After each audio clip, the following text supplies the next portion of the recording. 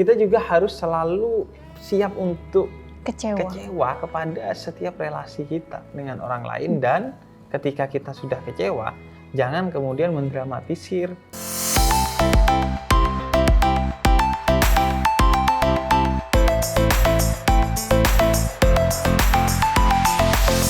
Bib, ini kan obrolan kita udah sekian kali nih. Iya. Dan aku pengen tahu lebih dalam lagi, menganalisa lebih dalam lagi Habib itu seperti apa sih? Boleh ya? Kita mulai dengan pertanyaan yang harus dijawab cepat sama Habib. Oke. Ya.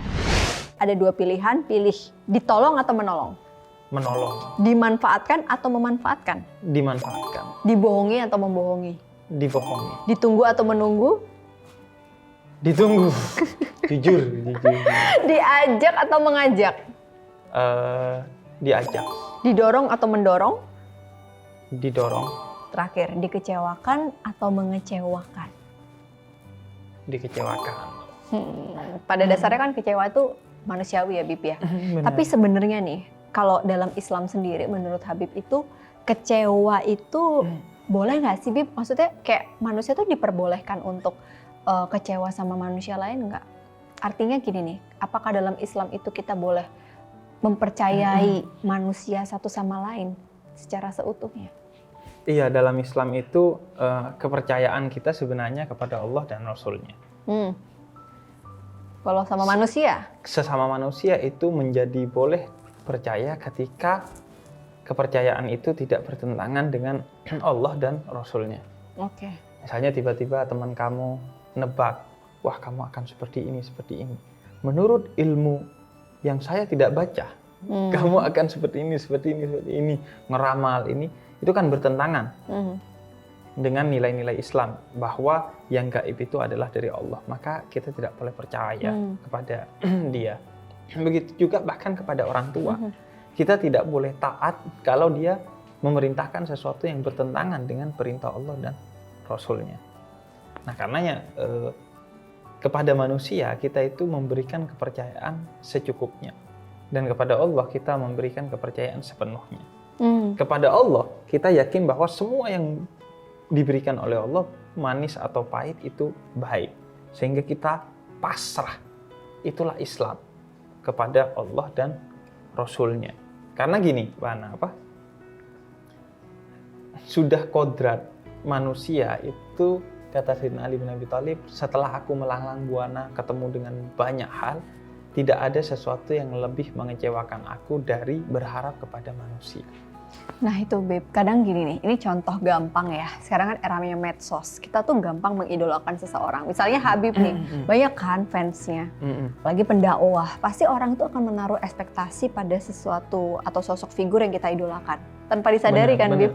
Sampai akhirnya pada saat Habib melakukan sesuatu yang tadi, sebagai manusia kita juga ada kekhilafan, kesalahan, yang kita juga manusia biasa gitu. Nah akhirnya orang-orang yang menaruh ekspektasi terhadap idolanya ini tuh jadi gampang kecewa, dan parahnya mereka mengekspresikan kekecewaan mereka di ruang publik. Benar. Dan ini sebenarnya jangankan ngelakuin kesalahan atau kehilafan, ngelakuin sesuatu yang baik benar aja, tapi tidak mereka suka aja. Nah, yang nggak mereka pengen dengar. Nggak mereka pengen dengar, mereka aja udah kecewa. Betul. Mencari kesalahan gitu ya. Mencari-cari kesalahan di samudra kebaikan bahkan. Nah, itu kadang poin yang disampaikan bukan jadi utamanya.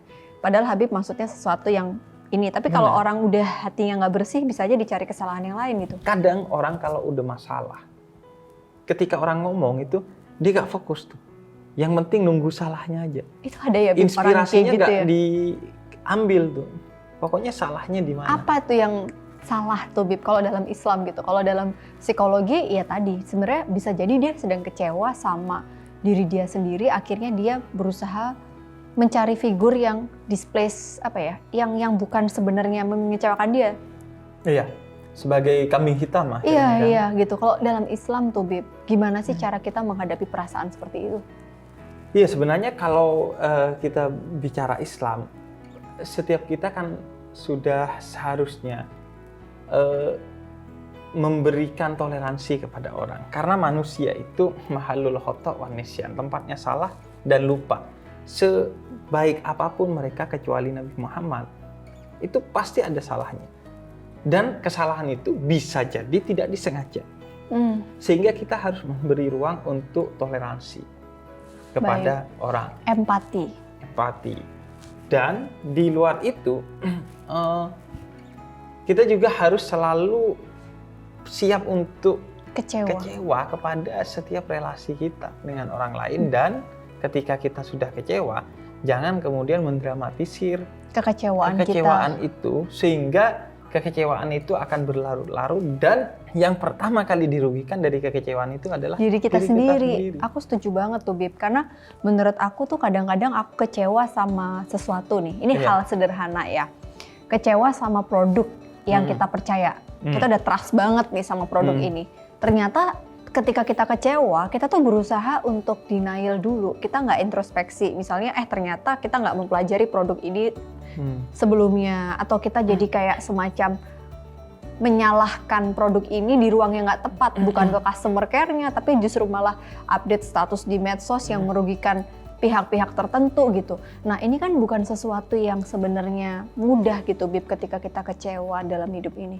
Iya, artinya gini, ketika kita kecewa padahal kesalahan pada kita gitu. Kan? Betul.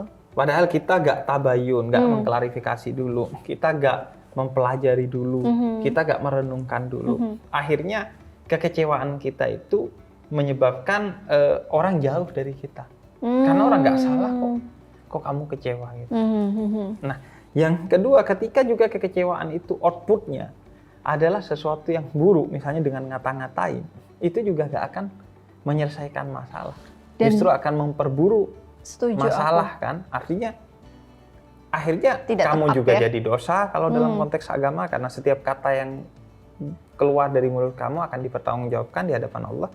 Dan yang ketiga, ketika tidak kepada objek yang mengecewakan kita, kritik itu, maka itu nggak akan jadi apa-apa. Nggak akan jadi apa-apa. Rugi ya, Bib? Orangnya nggak ngerti kok apa kesalahannya. Ya. Makanya penting untuk selalu membuka komunikasi. Dalam Islam itu tabayun. Dan pada akhirnya kembalikan segala sesuatu itu kalau dalam konteks Islam kepada Allah gitu. Karena bisa jadi orang itu tidak akan mengubah dirinya karena tidak sadar, dan bisa jadi orang tidak mampu mengubah dirinya. Dia pengen berubah tapi nggak mampu.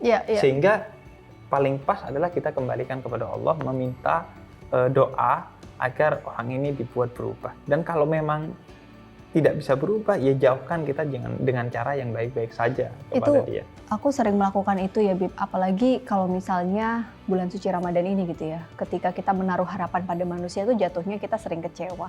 Jadi akhirnya kan kita menaruh harapan itu kepada Allah. Benar. Kayak akhirnya aku tuh berdoa, nggak tahu ini benar apa enggak. Aku pernah dengar bahwa dengan kita berpikir bahwa ya Allah, berikanlah ruang kebahagiaan untuk orang yang mengecewakanku, supaya tidak ada sedikit pun kebencian dia kepadaku ataupun sebaliknya.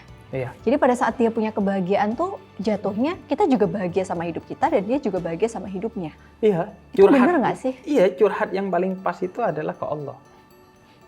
Dalam sujud kita di sepertiga malam itu sudah yang terbaik. Karena Allah yang bisa mengatur segalanya sedemikian rupa. Bahkan di luar yang kita duga. Min haitsu la yahtasib, di luar yang kita duga apa yang bisa dilakukan oleh Allah atas diri kita.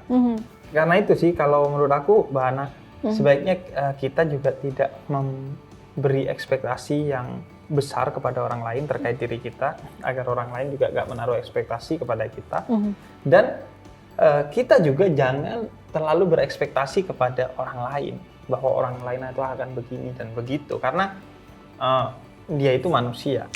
Yang ada keburukan, ada kekhilafan dan lain sebagainya. Betul. Dan pada akhirnya kata Quran, in ahsantum ahsantum li anfusikum.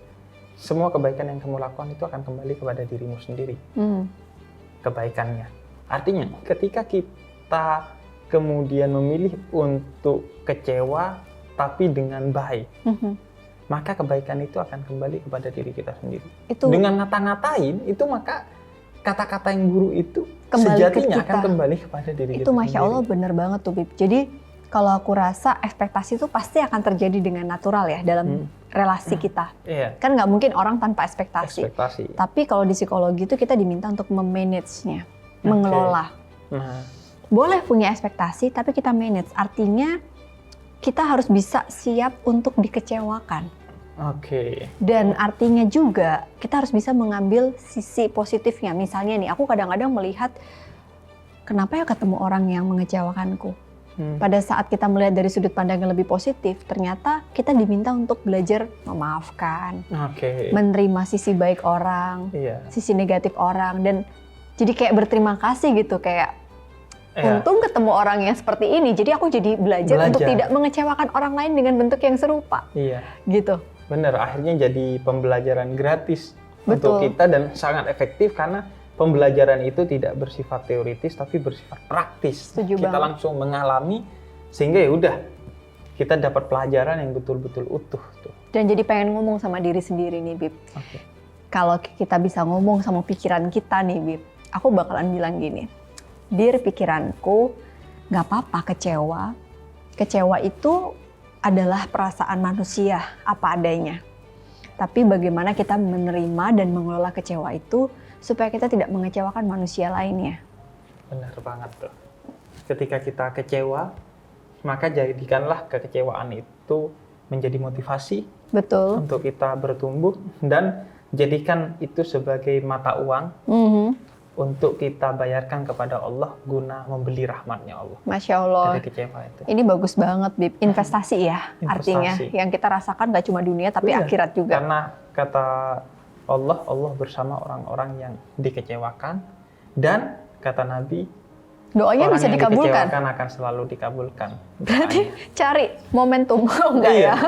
Ya, bukan cari ya, tapi ketika momentum itu datang, manfaatkan. Ya, memaknai ya. Aku rasa meaning of semua pengalaman hidup tuh bisa membuat kita jadi manusia yang lebih baik kalau kita bisa melihat dari angle yang lebih positif gitu ya. Duh Bib, seru banget obrolan kita. Ya, aku masih ada pertanyaan yang penasaran satu lagi sebenarnya. Cuma kayak aku lihat jadwal Habib padat. Jadi kita harus janjian lagi setelah ini. Iya. Dan kebetulan kan ini udah pas nih ngomongin satu tema kecewa. Nah, pasti obrolan lain kan temanya berbeda. Nah, mending di momen lain nih kita ngobrol. Makasih banget ya Bib ya. Sama-sama. Udah meluangkan waktu untuk diskusi dan ini seru banget buat aku juga belajar dari sudut pandang psikologi dan juga Islam. Agama. Ya, makasih. Assalamualaikum Bib. Waalaikumsalam warahmatullahi wabarakatuh.